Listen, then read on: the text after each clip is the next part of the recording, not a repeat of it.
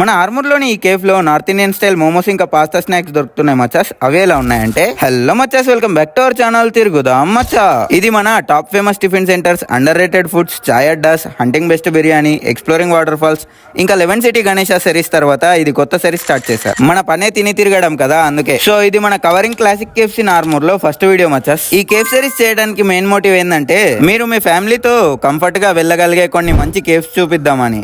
ఎందుకంటే మన హైదరాబాద్ లోనే కాదు, ఆర్మూర్ లో కూడా కేఫ్స్ ఉన్నాయని అందరికీ తెలియడానికి. సో డే 1 కోసం అయితే మామిడిపల్లి కోట్రూపాయల బిల్డింగ్ పక్కన ఓపెన్ అయిన ట్విలైట్ ఫ్యామిలీ రెస్టారెంట్ కి వచ్చాం. పేరు రెస్టారెంట్ అన్నారు కానీ అన్ని కేఫ్ ఫుడ్ ఐటమ్స్ ఉన్నాయి. ఇంకా పెద్ద మెనూ చూసి చిన్న సీటింగ్ లో కూర్చొని ఖాళీ టేబుల్ ని చిట్కె కొట్టే లోపు నింపేశాం. అలా అని మీరు కూడా వచ్చి చిట్కెలు కొడితే టేబుల్ నిండిపోదు, ఆర్డర్ పెట్టాల్సిందే.